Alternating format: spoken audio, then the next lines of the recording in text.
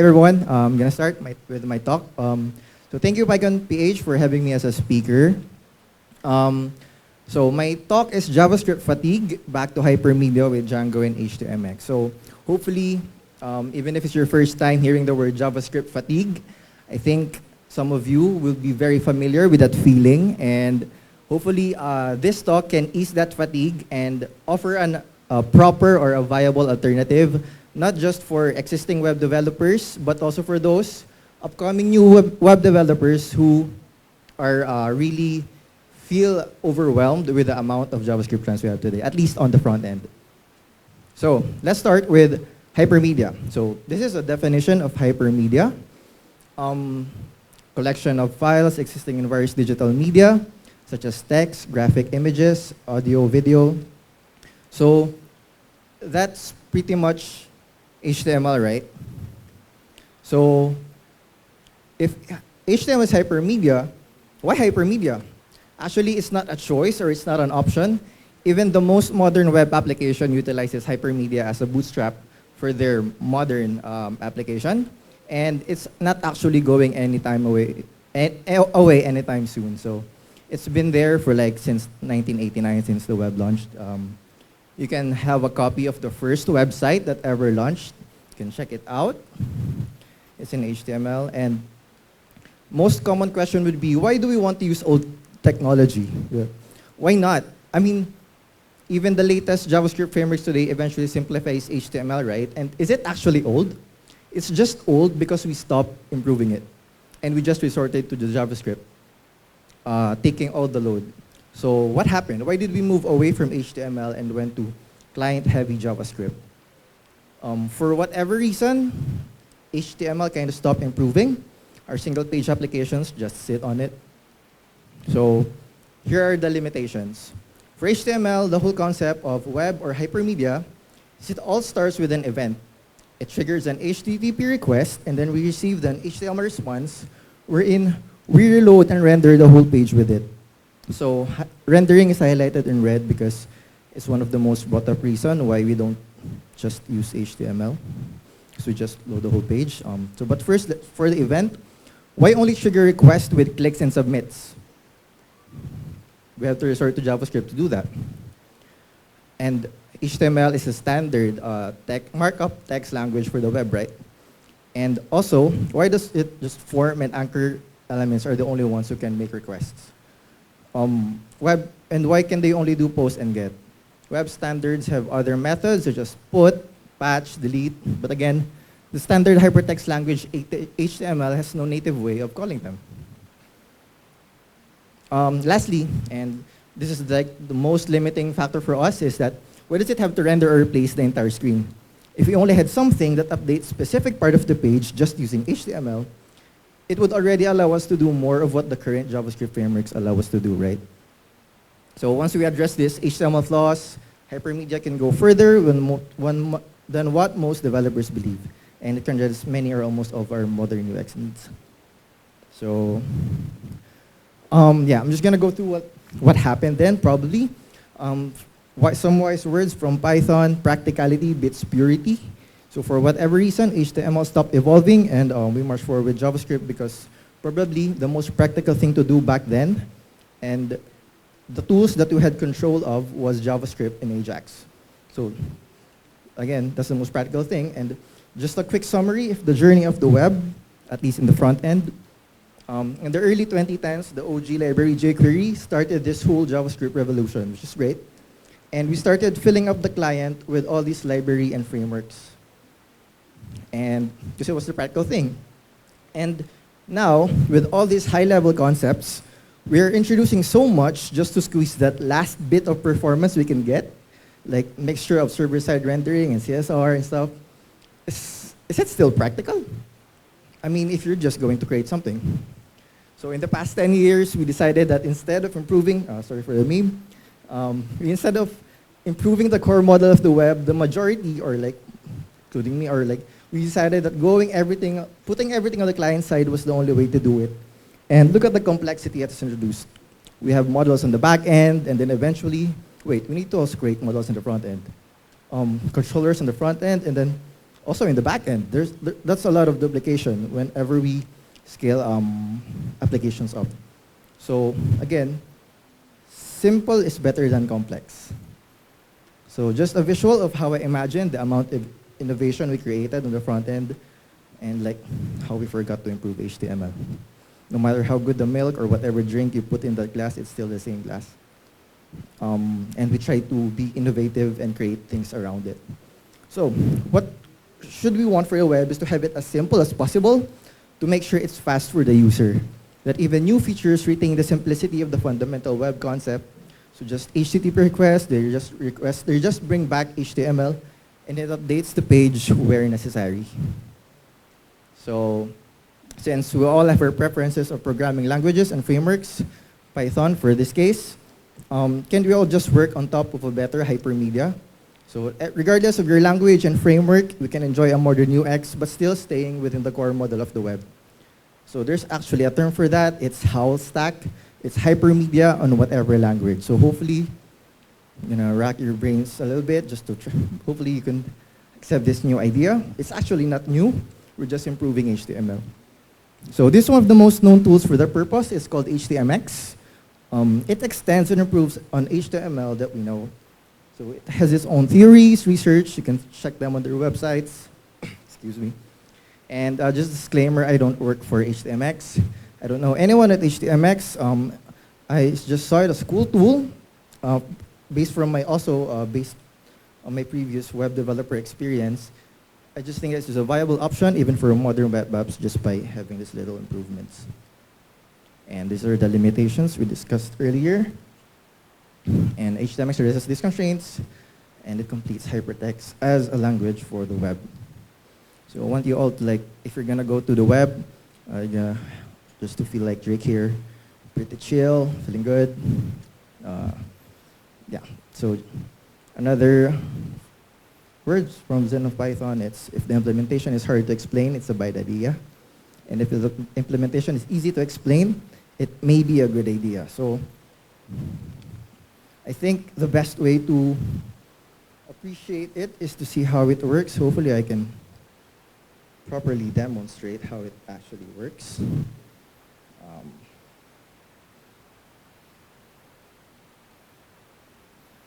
Let me duplicate my screen. Right. Okay, so we'll be using a to-do app here, basic app, to explain how HTMX extends HTML and does it without JavaScript. So if you look at our app here, you can add a new task. Okay, task 2. You can edit them. You can delete them. And it feels interactive. No page reloads, and the good part, no custom JavaScripts written, like none. So what does it do? For example, if I open up developer tools here, and I create a task, and I click enter, there's actually an HTTP request. And when we look at that HTTP request, it just returns the updated to-do list that we have here, right? It doesn't return the whole page. And HTMX just manages where to put that updated HTML fragment. So if we look at our HTML here, this is the only part that's being returned by the endpoint. So when we edit this, click edit. If we look at the network tab, again, it just returns this part right here, the thing that you need to see and to be updated. And then if I re-update it, and I update it, again, there's no reload. I double clicked, sorry. So there's no reload. It just returns the new task, only this part, and there's no actual JavaScript involved. So let's look at the input. If you can see new to do input. So actually it's just HTML, right? This is basic HTML for the input. And whenever you see like small fragments of HTML, this is actually just called HTML fragments, chunks of HTML, or partials as we call it. And then remember the process we had earlier. It's event, request, response, and render. Every time you're just thinking, that's just the base of everything. That's what's happening. So for example, the event. What's the event that would trigger the request?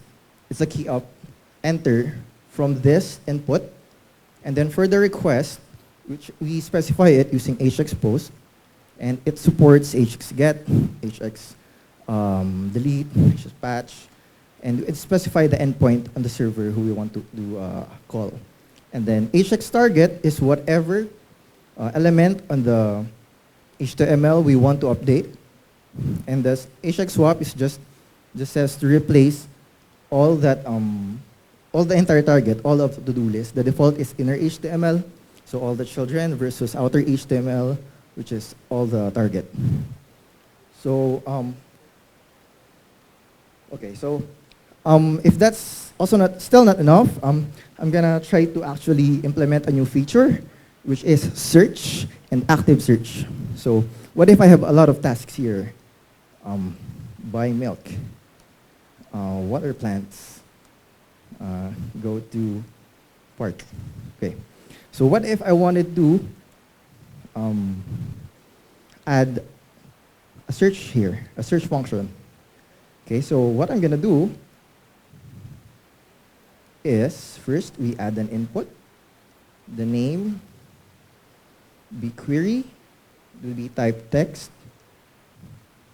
Let's add the placeholder, maybe search, and maybe autocomplete ops because that's annoying.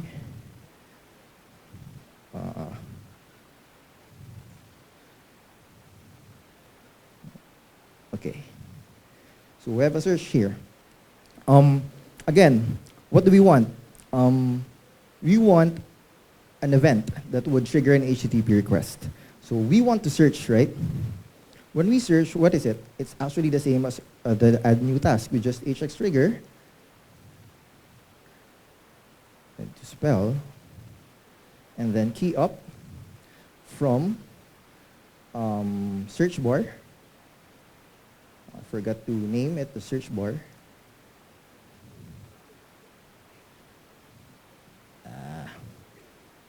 And then ID would be search bar, right? So we want to have detect that key up, and then what do we want to happen? We want a request. How do we specify the request? We just do a get request because we want to get search results, right? So we do hxget. Where? To do search endpoint, which still doesn't exist. We still have to implement that in the back end. And then what we want is that the server will just return to us an updated list that is already filtered, and then the front end will just show you the list. And where do we want to put it? We want to put it in the to-do list. Actually, it's the same as here because we're updating the list, so we can just copy this. Okay. Okay, so if we look at the network tab,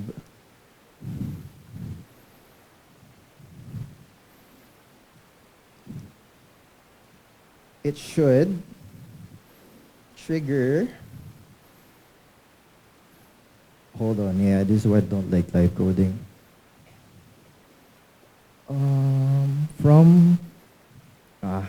Sorry. Should be an ID. That should work. There. So that's not very performant, right? You don't want to bombard your backend server with all that requests every time you're typing. So HTMX has also a feature for maybe just delay. And then that should just, whenever I'm typing, there's no request, and then when I stop, it should trigger the request.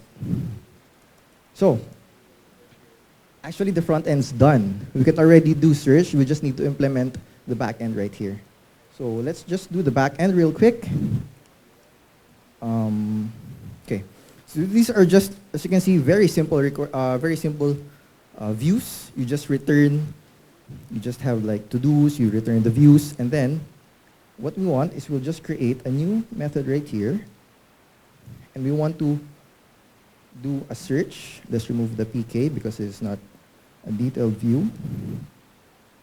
Okay, and we're gonna get the query from the request using get, and we named it query, I think. Yeah. And then we want to filter the to-dos wherein the text contains, this is just Django, by the way, so not HTMX specific, so whatever web framework of the backend you have, you can do this. I contains query. So you already have your to-dos, and you just need to just return it. So I actually have method right here, but I can reuse it, but just to make it simple and just to show it clearly, I will just copy it. So what we're doing here is just, we have a search endpoint, we get the query from this front end, and then we filter out our to-dos, and then we put it in the context, and then we just return the partial HTML. Would that work? Okay, so we still haven't implemented the URL since we only have the views. So what we want is we just need to create a search URL right here. Search use.search. Okay, so I think if we right here, there. So we actually created active search and search function that quick, and look at the code that we created. This is just the code that we added with the existing code that we have. So we already had the view or the HTML to view the lists. We just need to update it, the same format, and we just need all the logic or the filtering to do in the back end. So that's very performant. For some, that performance become an issue for very big stacks in the front end because there are specific problems for client-side rendering, and I think for 80% of all the web developers or web apps that we do, this would actually be even for enterprise applications. I wanted to show. I still have wait. Because I think some of you would say that hey, that's a novelty. Like, yeah, that's fun, but would it actually work in the enterprise? But come on, look, the concept is really simple.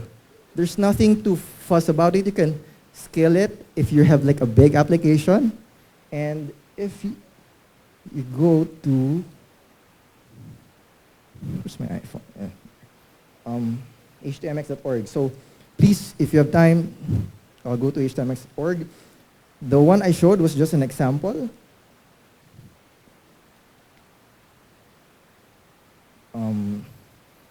There. So first, in the docs, it's not just that. It supports a lot of things, and almost all that the web has, it supports. It just extends so that we can do those things as if we were just writing HTML. So there are polling, synchronization, transitions, animations, inheritance, WebSockets if you want. So there are also examples here. So if you just want to dive right in, there's like even active search, or this is where I actually got the example. Infinite scroll. You want infinite scroll? You can do infinite scroll because you already have the list for viewing this table. You just need to get the new, or like add a new list, or add the new HTML. So again, there's no additional JavaScript added, and yeah. So yeah, I tried to rush it because of the coding part, but I guess we're through that. So hopefully, yeah, hopefully you can feel like this puppy right here. Just be confident. You can still create beautiful web apps even with all that complicated JS noise. So JavaScript is good. I don't like, you can use Node.js and HTMX if you want. It's just that this client JavaScript that we started doing with, it has been just too complex to use, to just, just give HTML. So when they use it, utilize it first before doing anything complex. Just stay with the current model of the web. Only reach for JavaScript if you really need to. And with HTMX, almost all of the UX needs can be addressed. So this is like a quick checklist if your app is like ready for hypermedia. If it's mostly text images, your UI is CRUD, like create, retrieve, update, delete. And UI updates happen within well-defined HTML blocks. You need deep links, and you really value first render performance. So for example, you have a Twitter, Gmail, or you have a SaaS web app, which is full of dashboards or HR payroll management systems. So why not to use Hypermedia? So I think these are the 20%. So if your UI has many dynamic interdependencies and you need full offline functionality, and just look, it's full, that of course there can be network connection issues. You can still do that. You can do progressive web apps with HTMX, but if you need a full offline web app, I don't know if that makes sense, don't need Hypermedia. And your UI state is updated extremely frequently, like for online browser games. So example would be Canva, very interactive, Google Sheets, Google Maps, online browser games, like online casinos and stuff like that. You don't need Hypermedia for that. And then we know that React is the de facto standard right now. I understand that developers and consultants make their living off of this expertise, and some might actually enjoy it as well. So we must accept that this is a fact and be grateful for what they have done for the modern web. But for teams who don't have the luxury to try it out, it might be better to start with HTMX for small and simple internal projects and tools so HTMX can prove its value first. So there actually has been a real-world port of an enterprise-grade app from React to HTMX. You can check it out. It's in Django+HTMX 2022. And these are like the summaries of what they've done. Took them about 2 months with 20,000 lines of code. And yep. And yeah, just a couple of, I don't know, tweets from Twitter, from the HTMX account. So like this, you can work Haskell in the web. And then you can use even a port of a Vue app was ported into HTMX. So yeah, so I guess that's it. That's my talk. Hopefully, for all of you that are here, hopefully you reconsider that, Hypermedia is not just a pain of like, there's this HTML on top, and it's just, for most React app, it's just an empty HTML, and just you have your bundle on top. Like, let's try to make things simple, and hopefully, like based from even the HTMX orgs essays and talks, you don't really actually need that amount of JavaScript if you don't really need it right now. So if you have an app you're trying to start, please consider Hypermedia-driven web apps. So yes, thank you.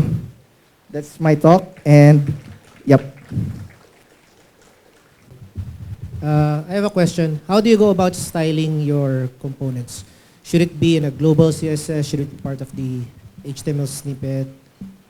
How do you style it? By signing it, do you mean like how do you write it, or how do you build your HTML fragments? The CSS. Like, do you put it in a global CSS file? Oh, I think Do you put it in a component? that's depend on how you actually work, because HTMX is independent of how you do your styles. You can do it using CSS. You can do it like less, or you can have a global CSS. If you put it on the component itself, could it pollute the global CSS? Could it affect components outside of it? Or is it scope within that? Is this like component? inline CSS, or? No, let's say you put like a style in the HTML snippet. Because you return, let's say you return the to-do after you do the search, right? If the to-do snippet has like a has a style tag, can it pull you the global CSS? I think the style is like the last. It would rule supreme over the global if you have like a style within that snippet. Okay. That will be the last like So reference. it's not like React wherein it's just constrained within that component. Yes, it's just basically think of your snippet, put it in the HTML. What's the behavior? That's Okay. what the behavior is for a normal HTML. That's what will happen. The fragmenting, yes, is a concept for HTMX, and it would vary depending on your backend framework. But the idea is the same. Just go back to the HTML fundamentals. Thank you. Yep. I assume that you have been using HTMX for production in your projects, right? That's personal projects. Actually, in my work, I also use like I have React, I experienced Vue. So my HTMX work has been just for personal and yeah. Okay, would you recommend it for production? Like, I would recommend it if your app is like if it fell within like the which is also in the website. If it fell within those criteria, I would suggest you go for it because it would really save you a lot of code and like it would make you easier in like finding if you're looking for developers or you're not coding by yourself. You can easily find people who can work on it. I guess another thing is in your experiences in the personal projects, what were the gotcha moments? What were the parang challenges? And what are the things that are missing pa in HTMX? Okay, so that's thanks for the good question. Of course, I'm not saying that HTMX is the be-all of all tools. It has its limitation. I said there's like limitation that you try to work with UI that would contain all the elements that has to be updated. So that's one. But although HTMX doesn't recommend you putting it outside of your updated HTML, it actually has a out-of-band swapping.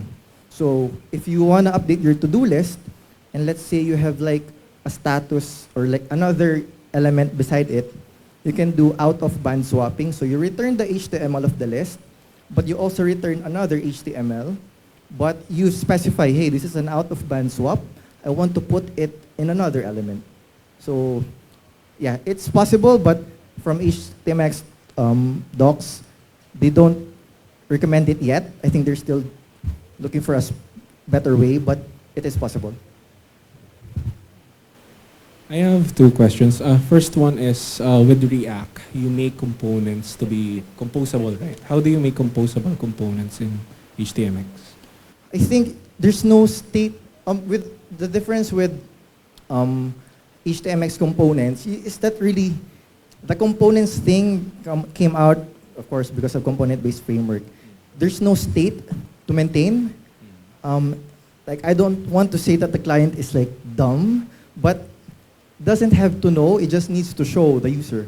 So all the decision making happens in the back end, and whatever the back end gives, it just gives out the HTML. The HTML doesn't have to know if there's more theme or more list or if there are more pages. It just needs to say, hey, is there a next list?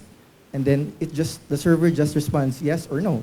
So it's just less concepts that we have in React. Because like I said, we minimize or almost remove all that concepts on the front end. So for example, you have multiple pages and you have, for example, a common table component for each. Do you deal with that with partials in the server end?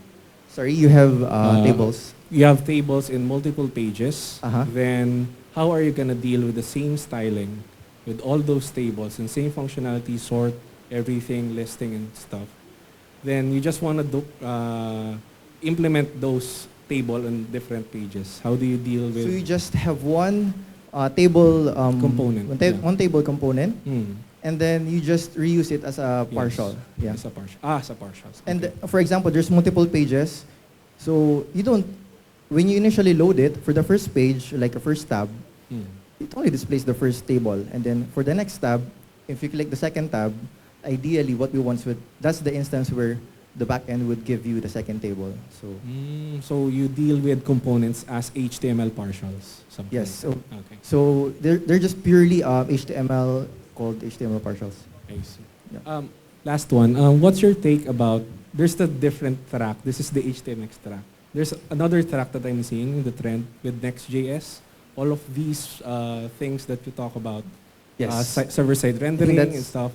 What's That's your take? Next.js 13, if I'm right. Yes, yes. So they introduced like server components, which for me, I found out about after I am already familiar with HTMX. So for me, it's like, hey, like Next came up with this SSR thing, mixture with CSR, and like for me, like for any technology, it really has to come to that complexity part, and has to come down to be just simple. And I think Next.js is kind of realizing, hey, just remove more stuff from the front end.